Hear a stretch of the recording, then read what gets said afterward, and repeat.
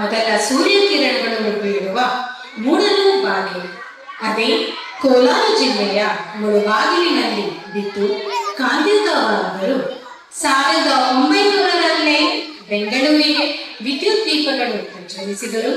ಅಂಧಕಾರಮಯವಾದ ದಟ್ಟ ಅರಣ್ಯದಲ್ಲಿ ಪಶ್ಚಿಮ ಘಟ್ಟದ ಮಲೆನಾಡಿನಲ್ಲಿ 6 ತಿಂಗಳ ಕಾಡು ಮಳೆರಾಯನ ಅಟ್ಟಹಾಸದ ನಡುವೆ ಅಭಿವೃದ್ಧಿಯನ್ನು ಹುಡುಕುತ್ತಾ ಮಂದವಾದ ಮಂಜಿನ ನಗರಗಳಲ್ಲಿ ಪ್ರಗತಿಯನ್ನು ಪತ್ತೆ ಹಚ್ಚುತ್ತಾ ರಹದಾರಿಗಳನ್ನು ಕಾಣದೇ ಇರುವ ಬೆಟ್ಟದ ಸಾಲುಗಳಲ್ಲಿ ತನ್ನ ಉಗಮದಿಂದ ಸಮುದ್ರ ಪಾಲಾಗುವುದೇ ಗಮ್ಯವಾಗಿದೆ.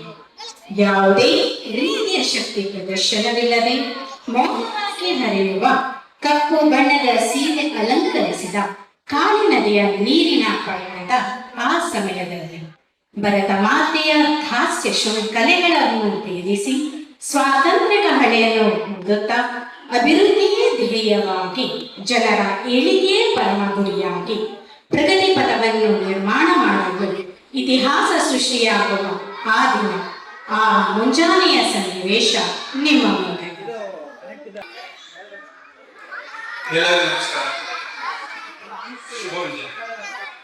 ರಾಜ್ಯದ ಪ್ರಗತಿಗಾಗಿ ನಿರ್ವಹಿಸಲಾದ ಈ ಸಭೆಯು ಈ ಸಭೆಯಲ್ಲಿ ಕೇಂದ್ರ ಸರ್ಕಾರದ ಸದಸ್ಯರು, ರಾಜ್ಯ ಸರ್ಕಾರದ ಸದಸ್ಯರು, ವಿರೋಧ ಪಕ್ಷದ ಮುಖಂಡರು ಹಾಗೂ ಸರ್ಕಾರದ ವಿದ್ಯುತ್ ವಿಭಾಗದ ಇಂಜಿನಿಯರ್ಗಳು ಉಪಸ್ಥಿತರಿದ್ದಾರೆ. ನಮಗೆಲ್ಲ ಆತ್ಮೀಯಗಳು ತಿಳಿಸುತ್ತಾ ಈ ಸಭೆಯನ್ನು ಪ್ರಾರಂಭಕ್ಕೂ ಮುಂಚೆ ಮೊದಲು ನಮ್ಮ ಪ್ರಶ್ನೆಗಳಿಗೆ ಉತ್ತರ ಬೇಕು.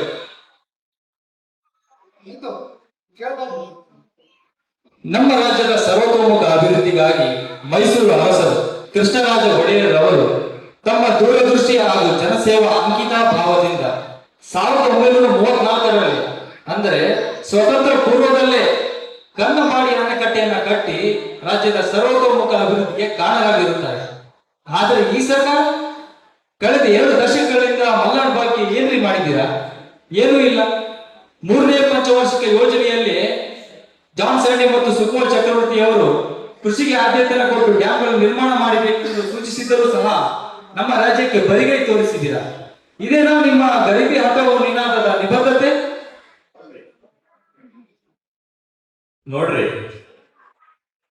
ನಮ್ಮ ಬದ್ಧತೆ ಖಂಡಿತವಾಗಿಯೂ ನಡೆದೇ ನಡೆಯುತ್ತೆ. ಹಾಗೆ 3ನೇ ಪಂಚವಾರ್ಷಿಕ ಯೋಜನೆಯಲ್ಲಿ ಸಂಪೂರ್ಣವಾಗಿ ಯೋಜನೆಗಳನ್ನ ಕಾರ್ಯಗತಗೊಳಿಸುವುದಕ್ಕೆ ಸಾಧ್ಯ ಆಗಿರೋದಿಲ್ಲ. ಅದಕ್ಕೆ ಕಾರಣ ಯುದ್ಧವೇ. ಇಂಡೋ ಚೈನಾ ವಾರ್ ಜೊತೆಗೆ ಇಂಡೋ ಪಾಕ್ ವಾರ್ ಕೂಡ ಆಯಿತು. ನಮ್ಮ ಮಿಲಿಟರಿಗೆ ಬಜೆಟ್ ನಲ್ಲಿ ಇರ್ತಕ್ಕಂಥ ಹಣವನ್ನ ನಾವು ಮಿಲಿಟರಿ ವ್ಯಯಕ್ಕಾಗಿ ಉಪಯೋಗ ಮಾಡಿರೋದ್ರಿಂದ ನಾವು ಅಂದುಕೊಂಡ ಹಾಗೆ 3ನೇ ಪಂಚವಾರ್ಷಿಕ ಯೋಜನೆಯಲ್ಲಿ ಎಲ್ಲ ಕೆಲಸವನ್ನು ಸಂಪೂರ್ಣವಾಗಿ ಕಾರ್ಯಗತಗೊಳಿಸುವುದಕ್ಕೆ ಸಾಧ್ಯ ಆಗಿರೋದಿಲ್ಲ. ಸರಿ ಸಾಹೇಬ್ರೆ, ನಿಮ್ಮ ಟಾರ್ಗೆಟ್ ಗ್ರೋತ್ ರೇಟ್ ಇದ್ದಿದ್ದು 5.6, ಆದ್ರೆ ನೀವು ನಿಜವಾಗಿ ಸಾಧಿಸಿರೋದು ಕೇವಲ 2.4 ಅಲ್ವೇ? ಎಸ್, ಒಪ್ಕೋತೇವೆ. ಆದರೆ ಇದಕ್ಕೆ ಕಾರಣ ಇನ್ಫ್ಲೇಷನ್, ಹಣದುಬ್ಬರ ಹೆಚ್ಚಾಗಿರೋದು, ರಿಸೋರ್ಸಸ್ ಸಂಪನ್ಮೂಲಗಳ ಕೊರತೆ. ಇದೇ ಮೊಟ್ಟ ಮೊದಲ ಬಾರಿಗೆ ಇಂಡಿಯಾದಲ್ಲಿ IMF ನಿಂದ ನಾವು ಹಣವನ್ನ ಋಣವಾಗಿ ಪಡೆದುಕೊಂಡು ಈ ಹಣದುಬ್ಬರ ದರವನ್ನು ಸಾಧ್ಯವಾದಷ್ಟು ಕಡಿಮೆ ಮಾಡಿದ್ದೇವೆ. ಅಷ್ಟೇ ಅಲ್ಲದೆ ರಾಷ್ಟ್ರಾದ್ಯಂತ ನಾವು ಸ್ಟೇಟ್ ಎಲೆಕ್ಟ್ರಿಸಿಟಿ ಬೋರ್ಡ್ಸ್ ಮಾಡಿದ್ದೇವೆ, ಹಾಗೆ ಸ್ಟೇಟ್ ಎಜುಕೇಶನ್ ಬೋರ್ಡ್ಸ್ ಮಾಡಿದ್ದೇವೆ, ಹಾಗೆ ರೋಡ್ಸ್ ಕಾರ್ಪೊರೇಷನ್ಗಳನ್ನು ಕೂಡ ಮಾಡಿದ್ದೇವೆ. ಇದರಿಂದಾಗಿ ನಮ್ಮ ರಾಷ್ಟ್ರದ ಟಾರ್ಗೆಟ್ ಗ್ರೋತ್ ನಲ್ಲಿ ಕೊಂಚ ಪ್ರಮಾಣ ಕಡಿಮೆ ಆಗಿದ್ದು ನಿಜ, ಒಪ್ಪೋದು. ಆದರೆ ಮುಂದಿನ ದಿನಗಳಲ್ಲಿ ನಾವು ಇದನ್ನೆಲ್ಲವೂ ಕೂಡ ನಿಭಾಯಿಸ್ತೇವೆ. ಇನ್ನು ತಮಗೆಲ್ಲರಿಗೂ ತಿಳಿಯುವ ಹಾಗೆ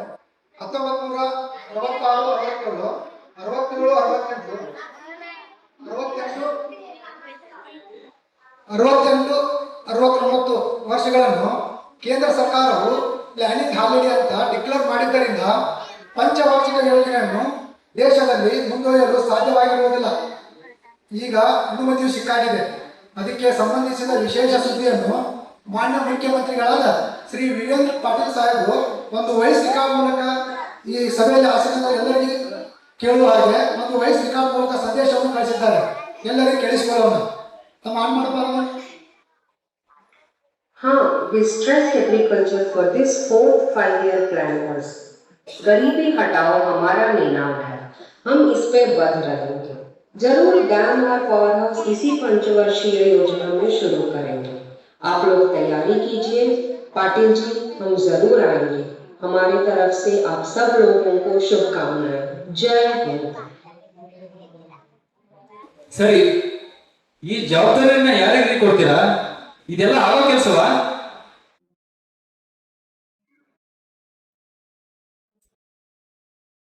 ಸರ್, ಆಗುತ್ತೆ, ಖಂಡಿತವಾಗ್ಲೂ ನಾವು ಮಾಡ್ತೇವೆ.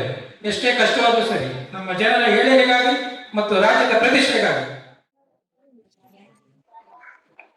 ನನ್ನ ಸಹೋದ್ಯೋಗಿಗಳೇ, ಸರ್ಕಾರ ನಮ್ಮ ಮೇಲೆ ವಿಶ್ವಾಸವನ್ನಿಟ್ಟು ಈ ಡ್ಯಾಮ್ ಮತ್ತು ವಿದ್ಯುದಾಗಾರದ ನಿರ್ಮಾಣದ ಕೆಲಸವನ್ನು ನಮ್ಗೆ ವಹಿಸಿದೆ. ಇದೆಲ್ಲ ನಿಮಗೆ ಗೊತ್ತಿರುವಂತನೇ ವಿಷಯ. ಈ ಟಾಸ್ಕ್ ಅಷ್ಟೊಂದು ಸುಲಭ ಅಲ್ಲ, ಆದರೆ ಅಸಾಧ್ಯ ಕೂಡ ಅಲ್ಲ. ಇದಕ್ಕೆಲ್ಲ ಪ್ಲಾನಿಂಗ್ ಬೇಕು.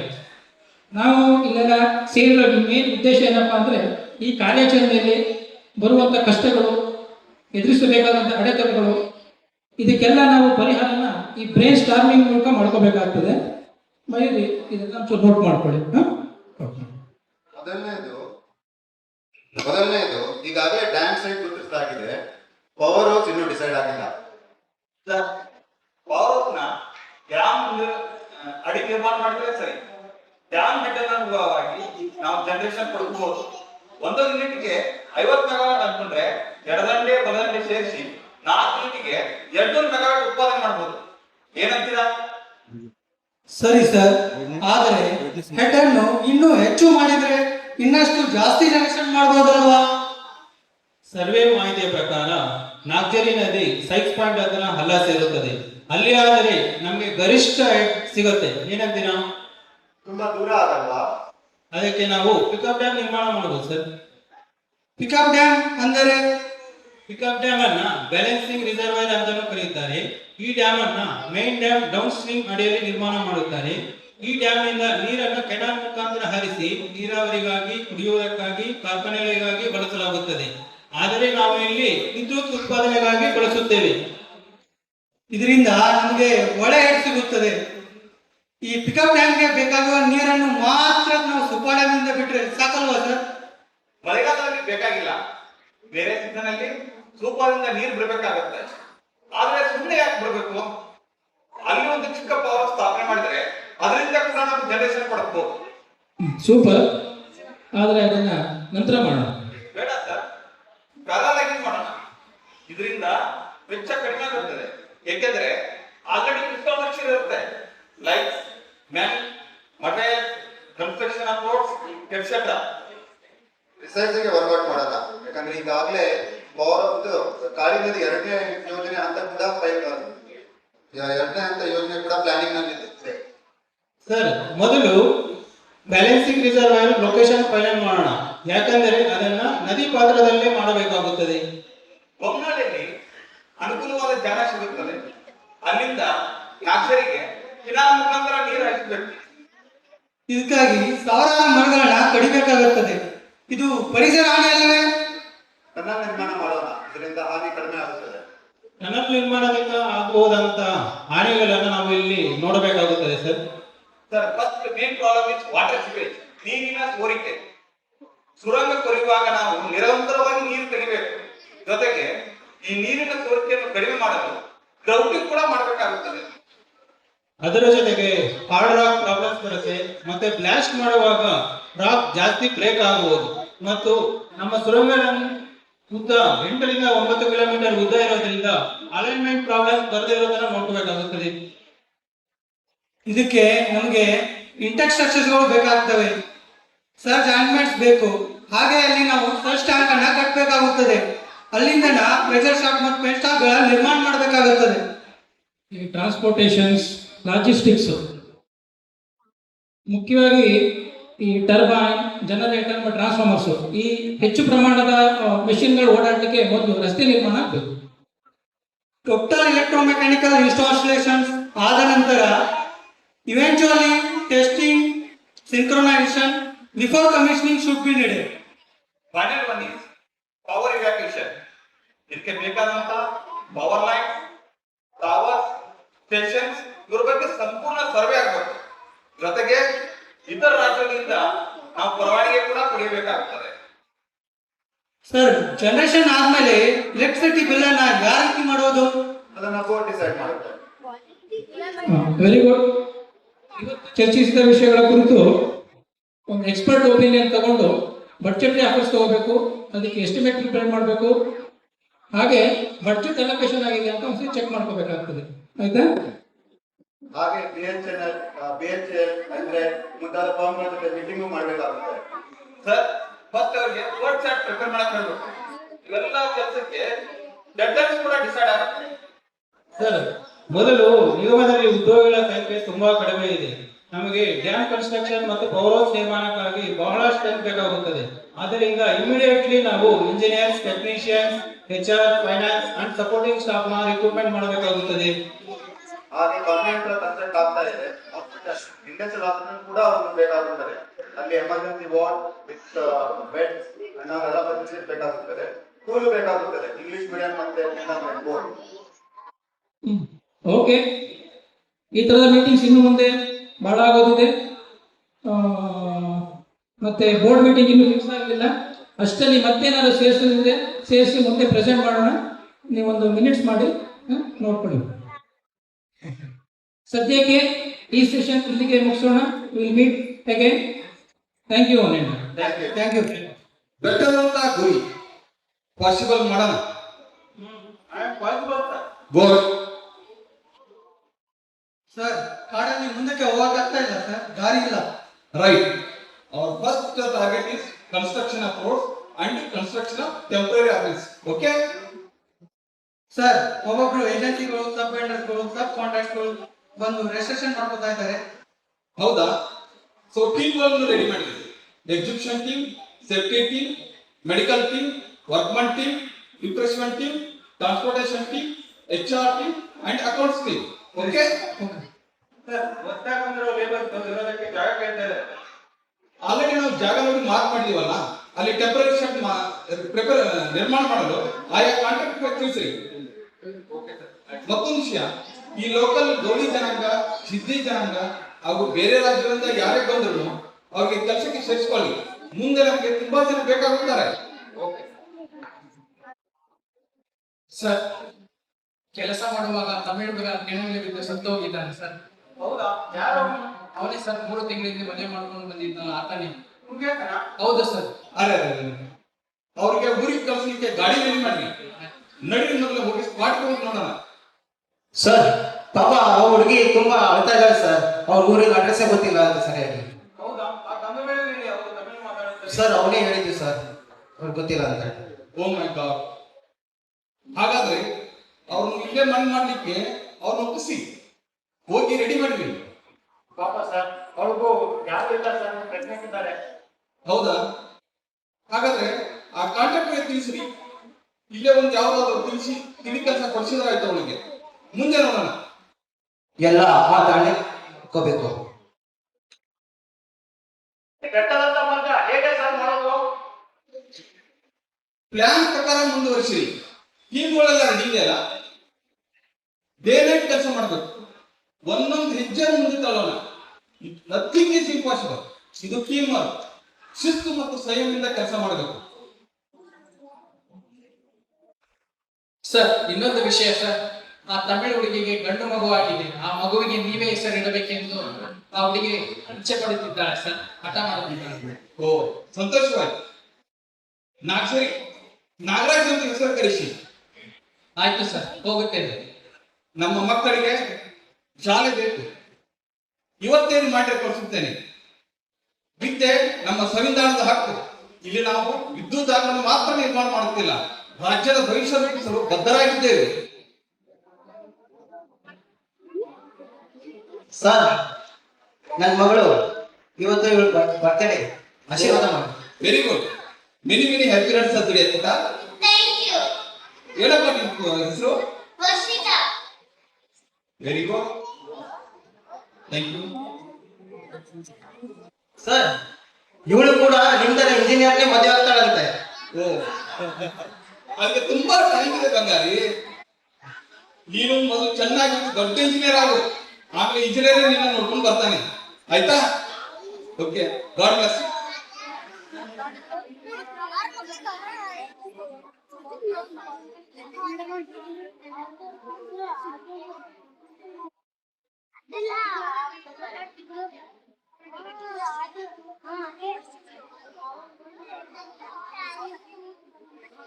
ಬಹಳ ಹೊತ್ತಾಗಿದೆ ಸರ್, ಮನೆಗೆ ಹೋಗಲ್ವಾ? ಸರ್, ಮನೇಲಿ ಮೇಡಮ್ ಮಕ್ಕಳು ಒಂಟಿಯಾಗಿರ್ತಾರಲ್ಲ ಸರ್. ಸರಿ, ಆಯ್ತು, ಬಂದ್ ಮಾಡ್ರಿ ಹೋಗೋಣ.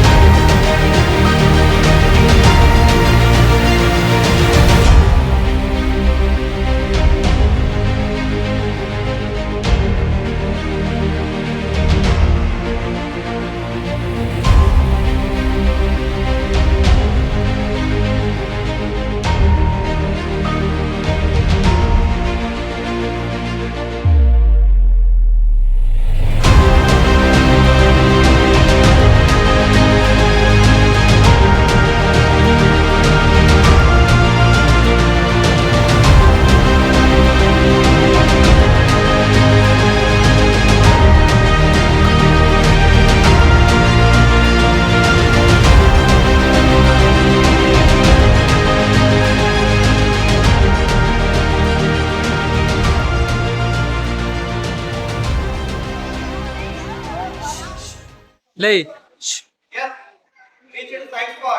ಯಾವ ಪಾಯಿಂಟು ಹೇಳು. ನೀನೇನೇ ಹೇಳು, ಈ ಬ್ರಿಟಿಷರ್ ಮಾತ್ರ ಮೆಚ್ಚಲೇಬೇಕು. ಯಾಕೋ? William Robert Sykes. ಯಾರವನು? ಅವನು ನಂತರನೇ ಒಬ್ಬ ಬ್ರಿಟಿಷ್ ಇಂಜಿನಿಯರ್. ಈ ಬ್ರಿಟಿಷರು ನಮ್ಮನ್ನು ಆಳ್ತಿರೋ ಸಮಯದಲ್ಲಿ ಈ ವಿಲಿಯಂ ರಾಬರ್ಟ್ ಸೈಕ್ಸ್ನೇ ಈ ಪಾಯಿಂಟ್ ನ ಕಂಡುಹಿಡಿದಿತ್ತು. ಸಾಕು ಮಾಡಪ್ಪ. 12ನೇ ಶತಮಾನದಲ್ಲಿ ನಮ್ಮ ಶರಣರು ಕಲ್ಯಾಣದಿಂದ ಬಂದು ಉಳುವೆಯಲ್ಲಿ ಜೀವನ ಸಾಗಿಸಿದ್ರು. ಅವಾಗೆಲ್ಲಿದ್ದೋ ಈ ಕೆಂಪೋತಿಗಳು? ಈ ಕೆಂಪೋತಿಗಳು ಬಂದಿರೋದೇ 16ನೇ ಶತಮಾನದಲ್ಲಿರುವೆ. ಕಂಡಿದ್ದಾರಂತ ದೊಡ್ಡದಾಗ ಹೇಳ್ತೀಯ? ಆಯ್ತಪ್ಪ, ಭಾರತ ರತ್ನ ಆಯ್ತು. ನಮ್ಮ ಶರಾವತಿ HS ನಲ್ಲಿ ಜಪಾನ್, ಜರ್ಮನಿ, ಅಮೆರಿಕ ಯಂತ್ರಗಳನ್ನ ಬಳಸಿದೀವಿ. ಅದೇ ನಮ್ಮ ಮುನಿರಾಮ ಡ್ಯಾಮ್ ಪರ್ವತದಲ್ಲಿ ಜಪಾನ್ ಮತ್ತೆ ಆಸ್ಟ್ರೇಲಿಯಾ ಟೆಕ್ನಾಲಜಿನ ಬಳಸಿದೀವಿ. ಆದರೆ ಈಗ ನಮ್ಮ ನಾಗರಿಕ ಪರ್ವತಕ್ಕೆ ನಮ್ದೇ ಆದ ದೇಶಿ ತಂತ್ರಜ್ಞಾನ. ಈಗ ತುಂಬಾನೇ ಹೆಮ್ಮೆ ಅನಿಸುತ್ತದೆ. ನಮ್ಮ KHEP and DHEL are really very great. ಬಾಬಾ, ಟೀ ಕುಡಿಯೋಣ?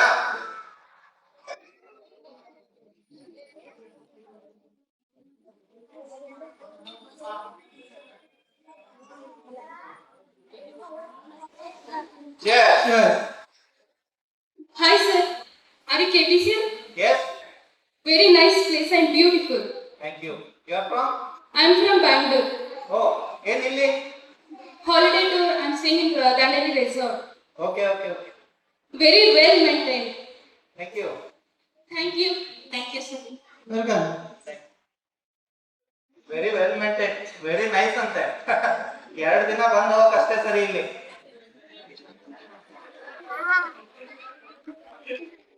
ನಾವು ಇಲ್ಲಿ ಬಂದು 10 ವರ್ಷ ಕಳೆದವರು. ಓ, 10 ವರ್ಷ ಆಗೋಯ್ತಲ್ಲ. ಇಲ್ಲಿ ಬಂದು ನಮ್ಮ ಯವನಾನೇ ಕಳ್ಕೊಂಡ್ಬಿಟ್ವಿ. ನಾವು ಮಾಡಿರೋ ಇಂಜಿನಿಯರಿಂಗ್ ಅಲ್ಲಿ, ನಾವು ಕಂಡಿರೋ ಕನಸುಗಳಲ್ಲಿ ನಾವೆಲ್ಲಿ? ನಮ್ಗೇನಾಗೈತೆ, hill station life, jungle resort living, Goa outing. ಈ ಸಿಟಿ ಮಕ್ಕಳೆಲ್ಲ 2 ದಿನ ಇಲ್ಲಿ ಹಾಲಿಡೇ ಹನಿಮೂನ್ ಅಂತ 2 ದಿನ ಕಳೆಯಕ್ಕೆ ಬರ್ತಾರೆ. ಓ, ಇಲ್ಲಿ ನಮ್ದು ಡೈಲಿ ಹನಿಮೂನು ಏನಂತ್ಯ? ಇನ್ನೇನಿದೆ ಅನ್ನೋಕೆ ಇಬ್ರಿಬ್ರು ಮಕ್ಕಳಾದ್ಮೇಲೆ. ಆದ್ರೂ ಇಲ್ಲಿ ಬಂದು ಸ್ಟಾರ್ಟಿಂಗ್ 2-3 ವರ್ಷ ಈ ಪಾಠ ತಗೊಂಡು ಸೆಟ್ಲ್ ಆಗೋದ್ರಲ್ಲೇ ಹೊರಟೋಯ್ತಪ್ಪ. ಹಾಗೆ ಇರುತ್ತೋ, ಯಾವುದೋ ಒಂದು ದೇಶ ಆಗಲಿ, ಒಂದು ಸಂಸ್ಥೆ ಆಗಲಿ, ಸ್ಟಾರ್ಟಿಂಗ್ ನಲ್ಲಿ ಪ್ರಾಬ್ಲಮ್ ಇದ್ದೇ ಇರುತ್ತೆ. ಆದ್ರೂ ತುಂಬಾನೇ ಲೇಟ್ ಆಗೋಯ್ತು ಸ್ಟಾರ್ಟಿಂಗ್ ಅಲ್ಲಿ. ಹೌದಕ್ಕೂ ಯಾವ್ದಾಗಿ ಪರ್ಫೆಕ್ಟ್ ಆಗಿ ಇರೋದಿಲ್ಲ. ನಾವೇನೇ ಪರಿಸ್ಥಿತಿನ ಸರಿ ಮಾಡ್ಕೋಬೇಕು. ಹಂಗಂಗೆ ನೀವೊಂದು ವಿಷಯ ಕೇಳಬೇಕು ಅನ್ಕೊಂಡೆ. ಹೇಳು. ಈ ನಮ್ಮ ಗಂಗಾಧರ್ ಅವ್ನ ಹೆಂಡತಿ ಪಾಪ ಅವನ್ನ ಬಿಟ್ಟೋಗ್ಬಾರ್ದಿತ್ತಲ್ವಾ? ಅವ್ರದ್ದು ಕಾಲೇಜ್ ಲೆವೆಲ್ ಅಲ್ವಾ? ಹೌದು, ಅವಾಗೇನೋ ಅವ್ರು ಚೆನ್ನಾಗೇ ಇದ್ರು. ಆದ್ರೆ ಯಾವಾಗ ಮದುವೆ ಮಾಡ್ಕೊಂಡು ಕರ್ಕೊಂಡ್ ಬಂದು ಕಾಡಿನಲ್ಲಿ ಜೀವನ ತಪ್ಪು ತುಂಬಾ ಕಷ್ಟ ಆಗಿದೆ ಅವ್ರಿಗೆ. ಡೈವರ್ಸ್ಗೆ ಅಪ್ಲೈ ಮಾಡಿದಾರ? ಏನೋ ಗೊತ್ತಿಲ್ಲಪ್ಪ. ಸೊಲ್ಯೂಷನ್ ಇಲ್ವೇನೋ ಅದಕ್ಕೆ? ಇದಕ್ಕೆ ಸೊಲ್ಯೂಷನ್ ಅಂದ್ರೆ ಹೆಡ್ ಆಫೀಸಿಗೆ ಟ್ರಾನ್ಸ್ಫರ್ ಕೇಳಬೇಕು. ಹೇಳಿ, ಟ್ರಾನ್ಸ್ಫರ್ ಕೊಡ್ತಾರಾ? ಟ್ರಾನ್ಸ್ಫರ್ ಕೊಡ್ತಾರಾ? ಟ್ರಾನ್ಸ್ಫರ್ ಸಿಗುತ್ತಾ ಇಲ್ವೋ ಆರಿ ಮಾತನ್ನೇ ಹೇಳ್ಬೇಕು. ನಡಿ ಗೊತ್ತಾಗ್ತಿದೆ, ಮಳೆ ಬರ್ತಾ ಇದೆ. ಏನೊಂದು ಕೇಳದು ನಮಗೆ ಬೇರೇನು ಬೇಡದು ನಮಗೆ. ಈ ಸ್ನೇಹ ನಮಗೆ ದೇವರು, ಇನ್ನಾರು ನಮಗೆ ಕಾಣರು, ನಮಗಿನ್ನು ಸರಿಸಾಟಿ ಯಾರು.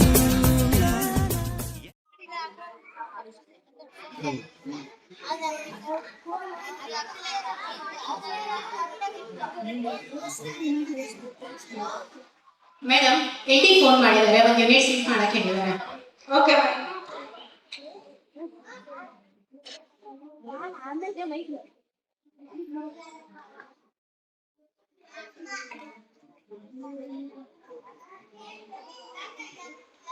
Good morning, engineer.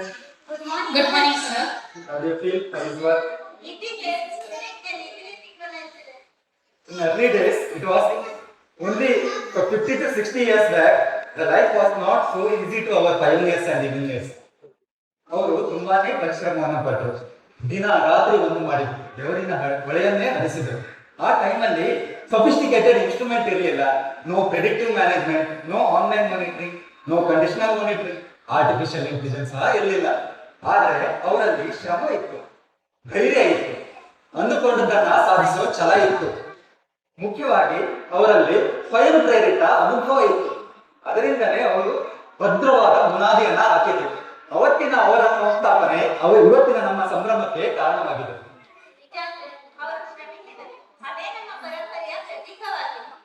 ಅವರ ಕನಸು ನಮ್ಮ ಮುಂದಿನ ಗುರಿಯಾಗಿದೆ. ಅವರು ಕಟ್ಟಿದ್ದು ನಮ್ಮ ಜವಾಬ್ದಾರಿ. Well said. ತುಂಬಾ ಚೆನ್ನಾಗಿ ಹೇಳಿದ್ರಿ. Good morning sir. Good morning. Good morning sir. Happy foundation day to all. Thank you sir. Happy foundation day. ಬಹಳ ವರ್ಷಗಳ ಹಿಂದೆ ತುಂಬಾ ಶ್ರಮ ಪಟ್ಟಿದ್ದಾರೆ. ಅಂದಿನ ಸಂದರ್ಭದಲ್ಲಿ ಶ್ರಮ ವಹಿಸಿದ ಪ್ರತಿಯೊಬ್ಬ ಕಾರ್ಮಿಕ ಮತ್ತು ಇಂಜಿನಿಯರ್ಗೆ ಈ ಸಂದರ್ಭವಾಗಿ ನಾನು ಸಂಸ್ಥಾಪನಾ ದಿನಾಚರಣೆ ಶುಭಾಶಯಗಳನ್ನು ಕೋರುತ್ತೇನೆ ಮತ್ತು ಅವರಿಗೆ ಆತ್ಮೀಯ ಕೃತಜ್ಞತಾ ವಂದನೆಯನ್ನು ತಿಳಿಸುತ್ತಿದ್ದೇನೆ. ನಾವೆಲ್ಲರೂ ಅವರಿಗೆ ಚಿರಋಣಿ. ಯಾಕಂದ್ರೆ ಈಗ ನೋಡ್ರಿ, ಆ ಕಾಲದಲ್ಲಿ ಅಷ್ಟು ಶ್ರಮ ವಹಿಸಿದ್ರು. ಪ್ರತ್ಯೇಕವಾಗಿ ಅವರೇ ನಮ್ಮ ಹಿತಕ್ಕಾಗಿ, ನಮ್ಮ ಜನರ ಏಳಿಗೆಕ್ಕಾಗಿ ಇಷ್ಟೊಂದು ಕಷ್ಟವಾದಂತ, ಅಸಾಧ್ಯವಾದಂತ ಕೆಲಸವನ್ನು ಸುಸಾಧ್ಯವನ್ನು ಮಾಡಿದ್ದಾರೆ. ಅವರನ್ನು ಇತಿಹಾಸ ನೆನಪಿಟ್ಟುಕೊಳ್ಳುತ್ತದೆ, ಆದರೆ ಅದನ್ನು ಮುಂದುವರೆಸುವವರನ್ನು ಭವಿಷ್ಯ ನೆನಪಿಟ್ಟುಕೊಳ್ಳುತ್ತದೆ. ಈ ಸಂದರ್ಭವೇ ನಾವು ನಿಮ್ಮೆಲ್ಲರಿಗೂ ಸಂಸ್ಥಾಪನಾ ದಿನಾಚರಣೆ ಶುಭಾಶಯಗಳನ್ನು ಹೇಳಕ್ಕೆ ಇಚ್ಛಿಸುತ್ತೇನೆ. ಧನ್ಯವಾದಗಳು. ಜೈ ಕರ್ನಾಟಕ ಮಾತೆ, ಜೈ ಹಿಂದ್. ಎಂದೆಂದೂ ಮುಗಿಯದೆ ಇರಲಿ ಈ ಪಯಣ, ಸಾಗುತ್ತಲಿರಲಿ. ನಗು ನಗುತ್ತಾ ಹೀಗೆ ಬಾಳುವ, ಒಂದಾಗಿ ಮುಂದೆ